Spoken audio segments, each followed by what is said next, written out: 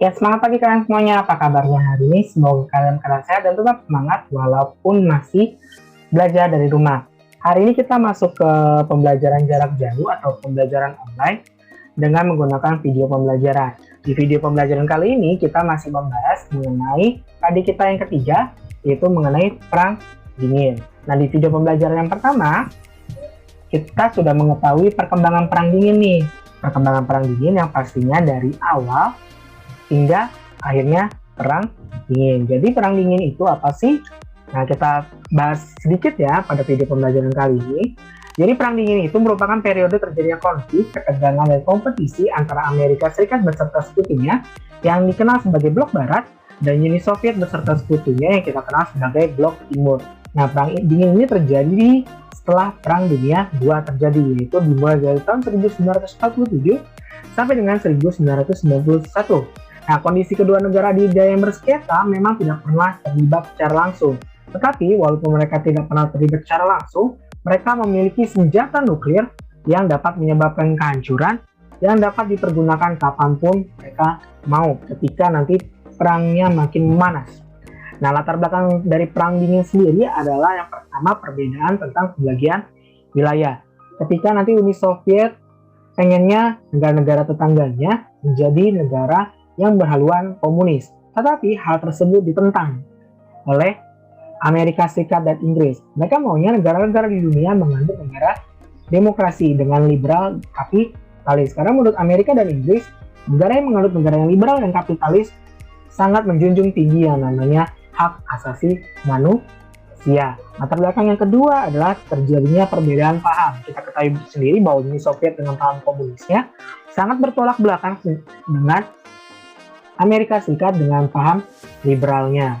Nah, dan yang paling terakhir atau yang paling dominan menjadi latar belakang adalah ketika kedua negara ini saling berkompetisi agar menjadi negara yang paling kuat karena keinginan mereka untuk berkuasa. Nah, latar belakang tersebut terjadi nanti berbagai macam perkembangan. Perkembangan perang dingin yang pertama adalah ketika nanti Amerika Serikat dan Uni Soviet melakukan perebutan daerah pengaruh. Mereka melakukan perebutan daerah pengaruh ke negara-negara yang baru merdeka atau negara-negara berkembang, dan khususnya mereka memfokuskan perebutan daerah pengaruh di negara-negara Asia. Biasanya di perebutan daerah pengaruh nanti mereka akan ikut campur dalam konflik suatu negara. Ketika nanti dari mereka ikut campur dalam konflik suatu negara, kan biasanya negara tersebut terbagi menjadi dua kubu. Nah, nanti mereka Amerika Serikat dan Uni Soviet biasanya saling gabung dalam kubu-kubu tersebut. Nah, perebutan daerah pengaruh tersebut nanti akhirnya memunculkan sebuah perang yang bernama Perang Proksi, yang merupakan perang antara dua negara yang mempergunakan negara atau pihak lain untuk saling berperang secara langsung. Sedangkan dua negara yang menyebabkan perang tersebut hanya berperan sebagai membantu dari belakang dengan persenjataan ataupun personil militer. Nah, perkembangan yang kedua adalah nanti ketika adanya sistem aliansi, yaitu aliansi Blok Barat dan aliansi Blok Timur. Aliansi Blok Barat yaitu Amerika Serikat dan kawan-kawannya, nanti mereka membentuk organisasi yang paling utama yaitu yang bernama NATO.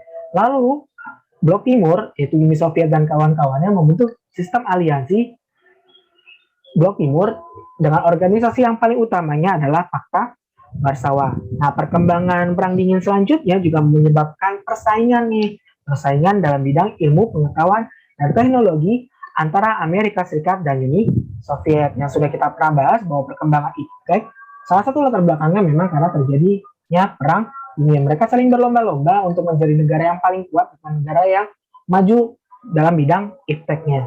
Dan perkembangan perang dingin yang terakhir adalah memunculkan yang namanya teknik spionase, yaitu teknik pengintaian atau mata-mata. Nah, karena perang dingin ini merupakan perang yang sangat membuat panas, akhirnya ada berbagai macam upaya-upaya dunia untuk meredakan antara ketegangan antara Amerika Serikat dan Uni Soviet. Upaya yang pertama dilakukan oleh negara-negara berkembang dengan membentuk gerakan non-blok, yang artinya mereka tidak memihak blok barat maupun blok timur. Selanjutnya, upaya juga dilakukan oleh PBB dengan mengeluarkan berbagai macam resolusi atau peraturan-peraturan yang mengatur tentang penggunaan senjata nuklir bahkan juga resolusi-resolusi dalam melakukan misi perdamaian. Selanjutnya juga upaya dilakukan oleh usaha antar negara dengan cara tiap-tiap negara yang terlibat langsung maupun tidak dalam perang dingin menginginkan perdamaian. Akhirnya mereka nanti bertemu, negara-negara blok barat dan negara blok timur, mereka bertemu untuk menjalin sebuah hubungan bilateral. Nah, akhir perang dingin sendiri ditandai ketika nanti di tahun 1970-an Uni Soviet mengalami permasalahan perekonomian. Akhirnya nanti pemimpin Uni Soviet selanjutnya untuk mengatasi permasalahan perekonomian, yaitu yang bernama Michael Gorbachev, melakukan sebuah kebijakan yang bernama glasnost atau keterbukaan dalam politik dan perestroika atau pembenahan dalam bidang ekonomi. Nah, ternyata glasnost dan perestroika ini juga menyebabkan negara-negara satelit atau negara-negara sekitar Uni Soviet yang awalnya bergabung dengan Uni Soviet ingin bebas dan merdeka dari Uni Soviet. Nah, kebijakan glasnost dan perestroika ini juga menyebabkan akhirnya negara Jerman Barat dan Jerman Timur yang awalnya terpecah menjadi dua, akhirnya mereka kembali bergabung menjadi satu atau yang kita kenal sebagai reunifikasi Jerman. Nah, akhirnya ketika nanti negara-negara satelit itu sudah lepas dari Uni Soviet dan pengaruh Uni Soviet akhirnya juga sudah berkurang, akhirnya nanti di tahun 1991 Uni Soviet pun akhirnya runtuh atau negaranya bubar. Nah, dengan kebubaran Uni Soviet ini menjadi akhir atau tanda dari berakhirnya perang dingin. Seperti itu materi kita di video pembelajaran yang lalu. Nah, ternyata perang dingin sendiri memiliki berbagai macam dampak. Dampak-dampak yang dirasakan dari perang dingin ini adalah ketika nanti dirasakan dalam bidang ekonomi. Nah, dampak perang dingin dalam bidang ekonomi tidak hanya dirasakan oleh negara-negara yang bertikai, namun juga seluruh dunia internasional. Sistem ekonomi liberal dan kapitalis menyebar ke seluruh penjuru dunia dan diterapkan oleh negara-negara berkembang di kawasan Eropa Barat, Asia, Afrika, dan Amerika. Di sisi lain, sistem ekonomi sosialis komunis juga diterapkan oleh negara-negara yang beraliansi dengan blok timur. Nah, Amerika sendiri merupakan negara superpower atau negara yang paling kuat yang menjadi pemegang modal dan kreditur bagi negara-negara yang baru merdeka di kawasan Asia, Afrika. Nah, peminjaman modal dan program kredit ditunjukkan bagi negara-negara yang berpotensi dapat bekerja sama dengan Amerika Serikat dan memihak blok barat. Nah, Amerika Serikat ini dalam bantuan ekonominya, jadi memang Amerika Serikat dan Uni Soviet merupakan dua negara yang sama-sama memberikan bantuan ekonomi. Dengan harapan bantuan ekonomi yang mereka berikan ini dapat menarik simpati negara-negara yang baru merdeka dan yang baru berkembang agar mereka dapat bergabung ke dalam blok barat maupun blok timur. Nah, bantuan ekonomi Amerika Serikat yang paling utama terkait dengan pinjaman dan bantuan ekonomi pada masa perang dingin, yaitu pertama adalah Mutual Security Act atau MSA. Nah, MSA ini juga yang nanti di Indonesia menjadi salah satu penyebab runtuhnya kabinet pada masa demokrasi liberal. Selanjutnya, kebijakan lainnya adalah The 4-Point Program for Economic Development in Asia, dan bantuan ekonomi yang paling terkenal dari Amerika Serikat adalah bantuan ekonomi yang bernama Marshall Plan yang diperuntukkan untuk negara-negara Eropa Barat. Nah, Uni Soviet juga nggak mau ketinggalan. Sebagai kekuatan besar di blok timur, dia juga menerapkan bantuan ekonomi yang bernama Molotov Plan. Nah, Molotov Plan ini dipergunakan untuk membantu pembangunan di negara-negara Eropa Timur, khususnya negara-negara satelit Uni Soviet, secara politik dan ekonomi. Selanjutnya, dampak bagi politik global adalah nanti dalam bidang sosial politik, perang dingin melahirkan persaingan ideologi antara komunis dan liberalis di dunia internasional. Karena adanya persaingan ideologi tersebut, akhirnya memunculkan yang tadi yang namanya sistem aliansi. Lahirlah pula organisasi aliansi blok barat atau yang namanya NATO dan organisasi aliansi blok timur atau Pakta Warsawa. Nah, Amerika Serikat dan Uni Soviet berlomba-lomba untuk memperluas kekuasaan dengan menanamkan ideologi mereka di negara-negara berkembang. Persaingan kekuasaan antara Amerika Serikat dan Uni Soviet berdampak pada terjadinya konflik sosial dan perang saudara di negara-negara Asia. Perang Vietnam dan perang Korea terjadi karena adanya perbedaan pandangan politik antara komunis dan liberalis yang berujung pada upaya penaklukan salah satu pihak. Nah, dampak juga dirasakan dalam bidang ilmu pengetahuan dan teknologi. Ketika nanti perang dingin membawa dampak positif di bidang ilmu pengetahuan teknologi, khususnya dalam bidang TIK dengan adanya penemuan-penemuan baru seperti komputer, internet, dan alat transportasi massal. Selain itu juga di bidang TIK, persaingan dalam perang dingin juga terjadi ketika di teknologi luar angkasa yang membawa perkembangan pengetahuan astronomi bagi peradaban manusia. Nah, dampak juga dirasakan dalam bidang pertahanan dan keamanan dunia. Perang dingin memunculkan yang namanya teknik spion, satu teknik mata-mata dalam upaya pertahanan negara. Nah, teknik spionase ini pada masa kini digunakan oleh hampir seluruh negara di dunia untuk menjaga pertahanan dan keamanan negara, termasuk Indonesia. Nah, Indonesia juga punya namanya badan spionase yang bernama apa? Ya, benar, namanya BIN, Badan Intelijen Negara. Nah, selanjutnya ketika ada teknik spionase, perang dingin juga memunculkan perlombaan senjata yang berdampak pada perkembangan teknologi persenjataan di dunia. Muncullah berbagai macam teknologi persenjataan yang canggih, dari rompi anti peluru, rudal balistik, senapan otomatis, senapan jarak jauh, pesawat jet, kapal induk, juga nanti ada bom atom, bom hidrogen, bom nuklir. Nah, itu merupakan beberapa hasil dari perkembangan teknologi persenjataan pada masa perang dingin. Nah, dampak perang dingin selain dirasakan oleh masyarakat dunia, juga sangat dirasakan bagi Indonesia. Apa saja dampak perang dingin bagi Indonesia? Yang pertama adalah ketika nanti di awal kemerdekaan, khususnya ketika terjadinya pergolakan-pergolakan daerah, di era tahun 48 sampai dengan 65, kedua negara tersebut ikut campur dalam berbagai pergolakan dalam negeri. Ketika nanti Amerika Serikat diperkirakan ikut gabung atau berkontribusi dalam gerakan 30 September dan PRRI. Nah, kalau Uni Soviet sendiri, mereka ikut campur dalam pemberontakan PKI Madiun 1948. Selain dalam pergolakan-pergolakan daerah, mereka juga ikut campur, khususnya itu Amerika Serikat, ikut campur ketika nanti keikutsertaan Amerika Serikat dari awal kemerdekaan ketika ada perundingan Renville, dan khususnya ketika nanti di tahun 1970-an ketika Amerika Serikat ikut campur dalam permasalahan integrasi Timur. Nah, memang Amerika Serikat ini ikut serta dalam Renville dan permasalahan integrasi Timur karena Amerika Serikat khawatir Indonesia jatuh ke tangan komunis. Makanya Amerika Serikat ikut campur dalam permasalahan-permasalahan yang ada di Indonesia. Nah, selanjutnya pada masa Orde Lama, Soekarno juga cenderung dekat dengan Blok Timur. Kita bisa lihat dari berbagai macam kebijakannya, khususnya ketika nanti Soekarno sangat membutuhkan Uni Soviet atau Blok Timur ketika pada masa ada Asian Games, khususnya nanti dalam politiknya yaitu politik mercusuar atau membangun bangunan-bangunan yang megah. Nah, dampak positifnya adalah memang nanti Uni Soviet turut membantu dalam pembangunan dan perekonomian. Tetapi dampak negatifnya juga adalah ketika nanti menjelang runtuhnya Orde Lama di tahun 65-an, Indonesia juga mengalami krisis ekonomi karena terlalu bergantung pada modal asing. Selanjutnya pada masa Orde Baru malah terbalik. Ketika Orde Lama cenderung ke Blok Timur, di Orde Baru cenderung ke Blok Barat, karena memang kita ketahui bersama Orde Baru sendiri merupakan sebuah masa pemerintahan yang sangat menentang adanya komunis.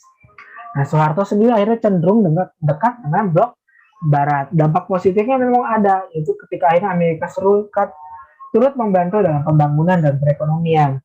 Tetapi ternyata di sini terjadi lagi lah pengulangan dampak negatifnya, khususnya yaitu menjelang runtuhnya Orde Baru, Indonesia juga mengalami krisis ekonomi karena terlalu bergantung pada modal asing. Seperti itu.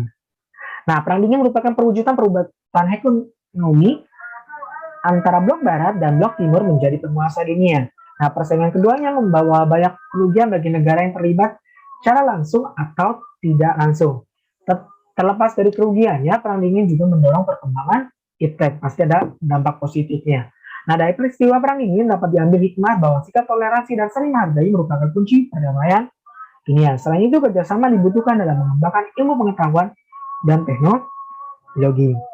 Selain dampak perang dingin, yang kita bahas pada hari ini adalah khususnya yaitu ketika Peran aktif bangsa Indonesia pada masa Perang Dingin. Bangsa Indonesia sebagai bangsa yang menjunjung tinggi perdamaian dunia dan tidak ingin masuk ke blok barat maupun blok timur, akhirnya Indonesia pun ikut berpartisipasi aktif. Karena Perang Dingin sendiri membawa pengaruh dalam berbagai tatanan kehidupan masyarakat Indonesia. Nah, pengaruh itu juga dapat dirasakan oleh Indonesia. Dan dengan pengalaman panjang, bangsa Indonesia akhirnya menetapkan yang namanya tadi politik bebas aktif, yang artinya adalah bebas, artinya tidak memihak blok barat atau blok timur, dan aktif artinya adalah aktif dalam menjaga perdamaian dunia. Meskipun demikian, Indonesia tidak hanya tinggal diam dalam mewujudkan perdamaian dunia.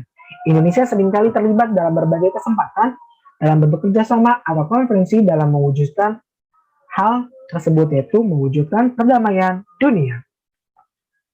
Peran Indonesia yang pertama adalah ketika dalam gerakan non-blok. Gerakan non-blok atau GNB merupakan sebuah gerakan yang tercipta saat Perang Dingin pada tahun 1961.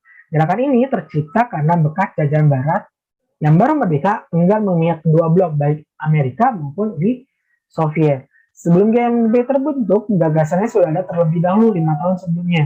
Kala itu, Presiden Soekarno mengadakan pertemuan dan mengundang pemimpin negara di Asia dan Afrika yang baru merdeka ke Bandung. Pertemuan ini melahirkan sebuah gagasan yang disebut dengan Dasar Sila Bandung. Gagasan ini yang kemudian menjadi cikal bakal terlahirnya gagasan gerakan non-blok. Pertemuan ini dikenal sebagai Konferensi Asia Afrika atau KAA. Nah, melalui gagasan itu tercipta gerakan non-blok yang dirintis oleh beberapa pemimpin negara.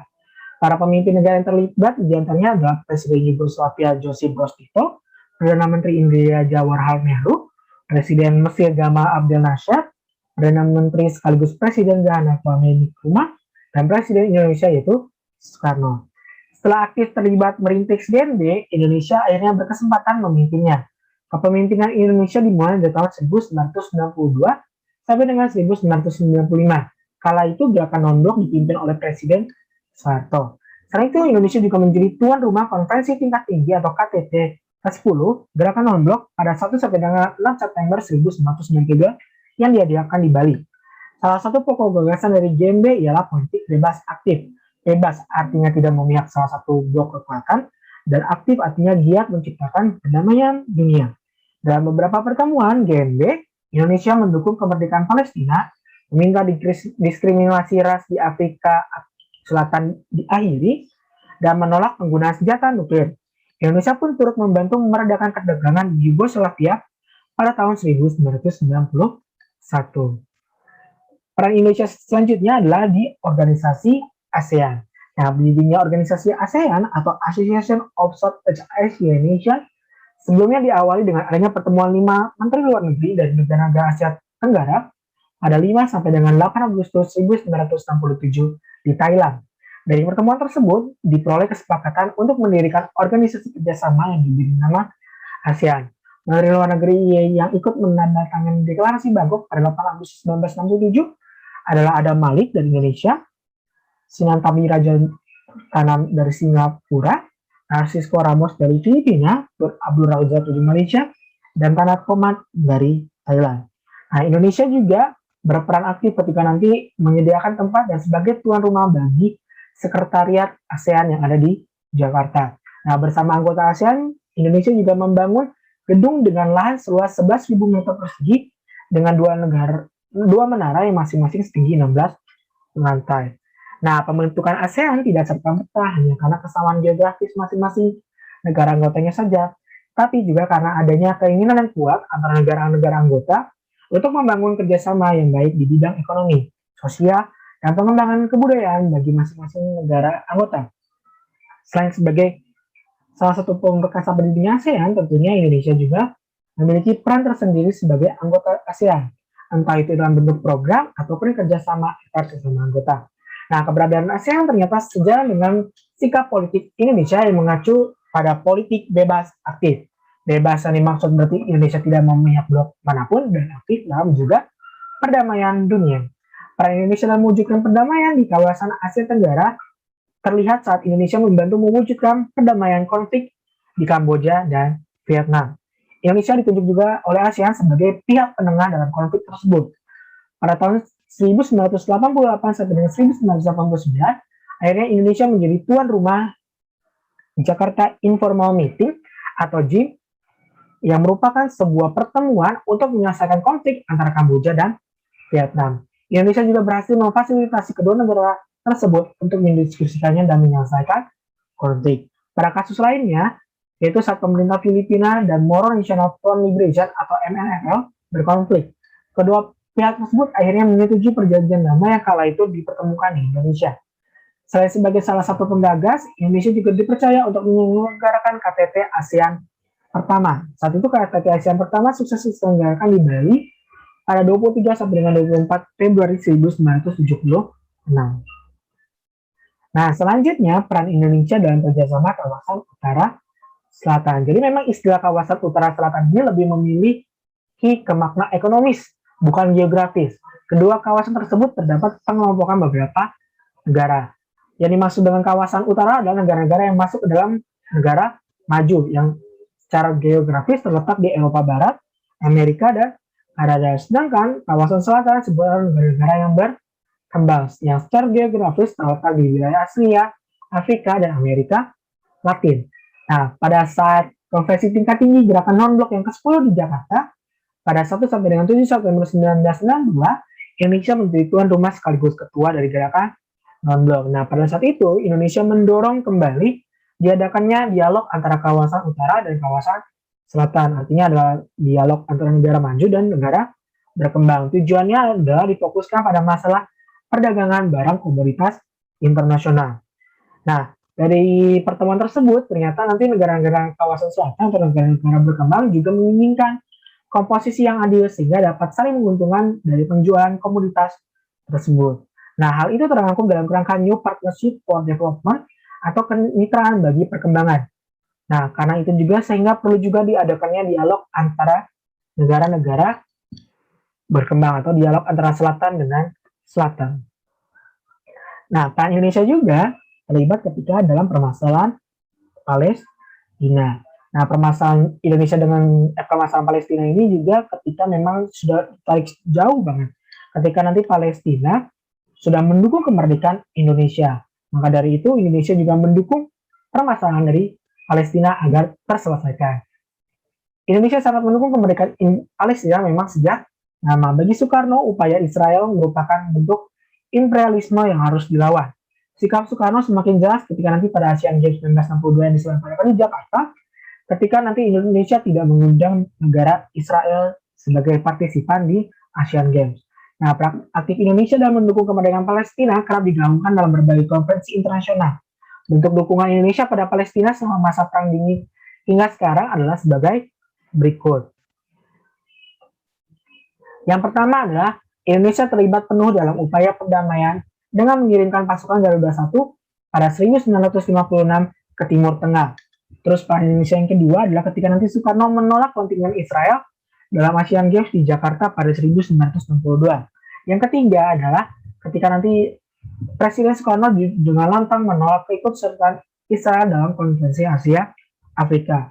Selanjutnya, Indonesia juga mendukung resolusi Majelis Umum PBB nomor 194 yang dikeluarkan pada tahun 1948 yang memberikan hak-hak kepada rakyat Palestina untuk merdeka. Selanjutnya, peran Indonesia pada masa Perang Dingin adalah ketika Soeharto pada saat itu yang menjadi ketua gerakan non-blok.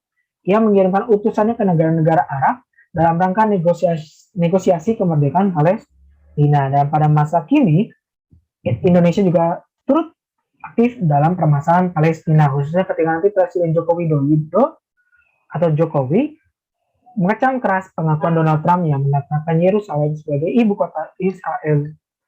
Seperti itu. Peran aktif Indonesia menunjukkan tanggung jawab Indonesia sebagai warga negara dunia yang cinta perdamaian. Sikap tersebut menjadi bukti Indonesia mampu memberi kontribusi positif bagi perdamaian dunia. Dengan demikian, keberadaan Indonesia akan lekat dengan citra yang positif dan semakin dikenal oleh negara-negara di dunia. Seperti itu saja materi kita pada hari ini. Semoga materi hari ini dapat bermanfaat bagi kalian semua. Terima kasih atas perhatiannya. Bila ada yang kurang paham bisa tanyakan ke saya ya. Tetap semangat belajar dalam segala situasi dan kondisi. Dan sampai jumpa di video pembelajaran selanjutnya. Bye-bye.